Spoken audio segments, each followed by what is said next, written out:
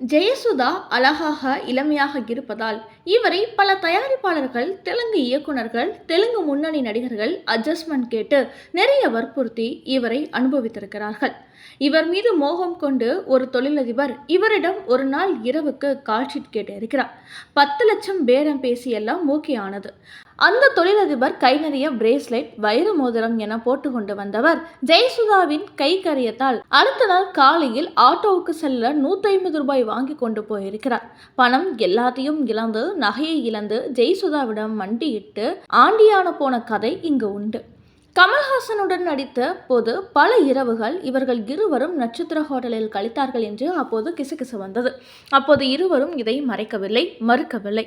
அதே போல தெலுங்கு முன்னணி நடிகர்களுடன் இவர் நடித்த போது இவருடன் நிறைய கிசுகிசு ரெக்கை கட்டி பறந்தது. ஆனால் அப்போதெல்லாம் ஜெயசுதா எதுவுமே வாய் திறக்கவில்லை. பட வாய்ப்புக்காக பல கதவுகளை திறந்து வைத்து காத்து கொண்டிருந்தார். இவரின் சொத்து மட்டுமே இப்போது 500 கோடி ரூபாய் இருக்கும் என்கிறார்கள்.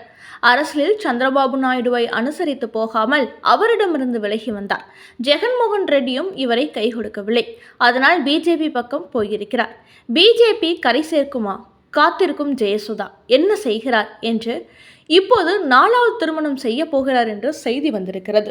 65 வயதில் அம்மணி போடும் ஆட்டம் கொஞ்சம் ஓவரா தான் இருக்கிறது. 64 வயதில் ரகசியமாக 4வது திருமணம். தொழிலதிபரை ஏமாற்றி 500 கோடி ஆட்டை போட்டதில் விளைவு சொந்த படம் எடுத்து 5 படங்களால் படுதோல்வி அடைந்தது.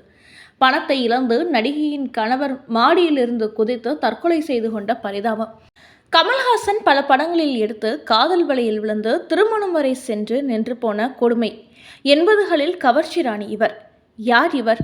குட்டை பாவாடை, கவர்ச்சியாக உடைகள், வயதுக்கு மீறிய கதாபாத்திரம் என தமிழ் சினிமாவில் இருந்து புறப்பட்ட இந்த புயல் ஆந்திராவின் மையம் கொண்டது.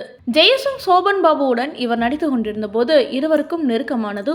ஒரு இரவு இருவரும் தனிமையாக இருக்கின்ற போது இந்த விஐபி அரசியல்வாதி இவரிடம் நேருக்கு நேர் சண்டையிட்டது தனிக்கதை. அபூர்வ ராகங்கள் என்ற படத்தில் வயதுக்கு மீறிய கமல்ஹாசனின் அப்பாவான மேஜர் சுந்தரராஜன் இவர் காதலிப்பார். படத்தின் ஹைலைட்டே அதுதான். நிஜத்திலும் இவருக்கு வயதான கதாநாயகர்கள் தான் அதிகம் பிடிக்குமா? NTR, நாகேஸ்வர் ராவ், சோபன் பாபு, கிருஷ்ணா போன்ற நடிகர்கள் இவர் அழகில் மயங்கி கிடந்தது ஒரு காலம். இவரின் முதல் திருமணம் காகர்புடி ராஜேந்திர பிரசாத் என்பவரை 1982ஆம் ஆண்டு திருமணம் செய்து கொண்டார். அவருடன் சரியான ஜோடி பொருத்தம் இல்லை. இவர் மீது சந்தேகப்படுகிறார் என்று ஒரே காரணத்துக்காக இவருடன் ஏற்பட்ட கருத்து வேறுபட்டால் இருவரும் விவாகரத்து செய்து கொண்டனர். அதன் பிறகு தனிக்காட்டு ராஜாவாக ஜெயசுதா ராஜாங்கம் நடத்தி வந்தார். அப்போது ஏராளமான பணங்களை பொழிந்தது. இவருக்கு கட்டில் கொண்ட இளமை ராணியாக எல்லோரையும் மயக்கினார். இந்த நிலையில் மீண்டும் இவர் கடந்த 1985ஆம் ஆண்டு நிதின் கபூர் என்பவரை 2வதாக திருமணம் செய்து கொண்டார். அங்குதான் அவருக்கு விதியின் விளையாட்டு ஆரம்பமானது. ஜெயபிரதா 1980களில் கஷ்டப்பட்டு சேர்த்து வைத்திருந்த சொத்துக்களை நிதின் கபூர் படம் எடுக்கிறேன் என்று 6 படங்கள் எடுத்து மொத்த சொத்தையும் இழந்தார். அதன் பிறகு மன அழுத்தத்துக்கு ஆளான அவர் குடிப்பழத்துக்கு ஆளானார். பலமுறை தற்கொலை முயற்சி செய்தார். ஜெயசுதாவின் 2வது கணவர், ஜெயசுதா எல்லாம் நான் சம்பாதித்த சொத்து தானே, போனால் போகட்டும், அமைதியாக இருங்கள் என்று ஆறுதல் கூறி பார்த்தார். இருந்தாலும் நிதின் கபூர் மனம் மாறவில்லை. ஜெயசுதாவை பல அட்ஜஸ்ட்மெண்ட்டுகளுக்கு அனுப்பி பணம் சம்பாதிக்க சொன்னார். ஜெயசுதா அரசியல் சேர்கிறேன் என்று அரசியலில் சேர்ந்தார். அங்கும் அவருக்கு சரியான வரவேற்பு இல்லை. ஆனால் அவர் இழந்த சொத்துக்களை அடைய முடியவில்லை. இதனால் கடந்த 2017ஆம் ஆண்டு நிதின் கபூர் ஒரு கட்டடத்தின் மாடியிலிருந்து குதித்து தற்கொலை செய்து கொண்டார். அதன் பிறகு ஜெயசுதா தன் 2 மகன்களையும் வளர்ப்பதில் ஆர்வம் காட்டினார். வாரிசு படத்தில் விஜயின் அம்மாவாக நடித்தார். அப்பொழுது நிறைய ப்ரமோஷன்களில் கலந்து கொண்டார். திரைப்படத்தின் ப்ரமோஷன் நிகழ்ச்சிகளில் வெளிநாட்டை சேர்ந்த ஒருவரும் கலந்து கொண்டார். அவர்தான் ஜெயசுதாவின் 3வது கணவர் என தகவல் பரவியது. இந்த நிலையில் தான் தன்னுடைய 3வது திருமணம் பற்றிய பேச்சுக்கு ஜெயசுதா அந்த நபர் தனது வாழ்க்கை வரலாற்றை படமாக்கும் முயற்சியில் இறங்கியிருப்பதாகவும் அதன் காரணமாகத்தான் அவர் தன்னுடன் பயணித்து வருவதாகவும் ஜெயசுதா தெரிவித்துள்ளார். அதனால் நாங்கள் இருவரும் நெருக்கமாக இருக்கிறோம், எங்கள் உணர்வுகளை பகிர்ந்து கொள்கிறோம் என்று பேட்டியளித்தார். அரசியல் கணக்கு தவறான செயல் என்பதை உணர்ந்தார். ஆந்திர பிரதேச மாநிலத்தில் மறைந்த முதல்வர் YSR ரெட்டியின் அழைப்பின் பேரில் காங்கிரஸ் கட்சியில் 2009ஆம் ஆண்டு தன்னை இணைத்துக் கொண்டார். அந்த ஆண்டு ஜெகந்திராபாத் தொகுதியில் நின்று MLAவாக வெற்றி கண்டார். அதன் பிறகு 2014ஆம் ஆண்டு நடந்த தேர்தலில் அதே தொகுதியில் போட்டியிட்டு தோல்வியுற்றார். ஒய்.எஸ்.ஆர். ராஜசேகர் மறைவுக்கு பிறகு சந்திரபாபு நாயுடுவின் தெலுங்கு தேசம் கட்சியில் இணைந்தார். சந்திரபாபு நாயுடுவின் கோரமுகம் அதன் பிறகுதான் அவருக்கு தெரிந்தது.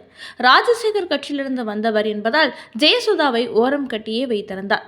பொறுத்து பார்த்த ஜெயசுதா, என் அரசியல் வாழ்நாளில் சந்திரபாபு நாயுடுவை நம்பி வந்ததுதான் மோசமான செயல் என்று புலம்பி தள்ளினார். அதன் பிறகு மீண்டும் ஜெகன்மோகன் ரெட்டி கட்சியில் இணைந்தார். அங்கும் சரியான வரவேற்பு இல்லாததால் அதன் பின்னர் தற்போது அண்மையில் பாஜக கட்சியில் தன்னை இணைத்துக் கொண்டார். பாஜகவில் இவர் இணைந்த பிறகு கண்டுகொள்ள ஆளே இல்லை. இவர் ஹீரோயினாக இருந்த ஆரம்ப காலத்தில் தெலுங்கு ஹீரோக்கள் மீது இவருக்கு ஒரு ஈர்ப்பு இருந்தது. சோபன் பாபுவுடன் பல படங்கள் சேர்ந்து நடித்தார். அது தமிழில் இருந்த ஒரு அரசியல்வாதிக்கு அப்போது நிறைய பிரச்சனைகள் இருந்தது. இதனால் சோபன் பாபுவுடன் நடிக்கக்கூடாது என்று மிரட்டல்களுக்கு ஆளானார். என்.டி.ஆர்., நாகேஸ்வர் ராவ், நாகார்ஜுனா போன்ற பழைய நடிகர்களுடன் இணைந்து நடித்தபோது இவர் நிறைய அட்ஜஸ்ட்மெண்ட், நிறைய இரவுகளை தியானம் செய்திருக்கிறார். இவர் ஒரு கிரிக்கெட் வீரர் மீது கிரஷாக இருந்தார். பாகிஸ்தான் கிரிக்கெட் வீரர் இம்ரான்கான் மீது இவருக்கு அதிக ஆர்வம் இருந்தது. அவரை திருமணம் செய்து கொள்ள வேண்டும் என்று நினைத்தார். பல நாட்கள் கனவு கண்டார். மேலும் நடிகை ஜெயசுதா ஒரு அதிர்ச்சி தகவலை வெளியிட்டார். அந்த பேட்டியில் பேசிய அவர், நான் ஒரு பாடகரையும் காதலித்தேன். இம்ரான்கான் போல அவரையும் திருமணம் செய்து கொள்ள வேண்டும் என்று கனவு கண்டேன்.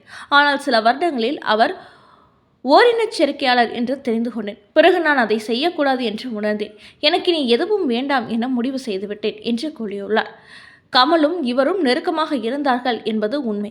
ஜெயசுதா தனது 12வது வயதில் கமல்ஹாசுடன் 1972ஆம் ஆண்டு தெலுங்கில் வெளியான பண்டாண்டிங்கபுரம் என்ற படத்தின் மூலம் திரையுலகிற்கு அறிமுகமானார். கமலும் இவரும் பழக்கம் உறுதியானது. 350 திரைப்படங்களுக்கு மேல் நடித்திருக்கும் நடிகை ஜெயசுதா நடிகர் கமல்ஹாசுடன் அபூர்வ ராகங்கள், சொல்லத்தான் நினைக்கிறேன், நினைத்தாலே இனிக்கும், இடி கதை காடு, மேல்நாட்டு மருமகள், பட்டிக்காட்டு ராஜா, 1000ல் ஒருத்தி உள்ளிட்ட பல திரைப்படங்களில் நடித்திருக்கிறார். கமல்ஹாசுடன் பல படங்களில் நடித்த காரணத்தால் அந்த காலத்தில் அவருக்கு தொடர்பு இருந்ததாகவும் கிசுகிசுக்கப்பட்டது. இப்படி ஜெயசுதா 65 வயதுக்கு பிறகு 4வது திருமணம் செய்து கொண்டார் என்ற செய்திகளும் வந்துள்ளது. இதற்காக ஜெயசுதா பதில் சொல்வாரா அல்லது மௌனம் காப்பாரா?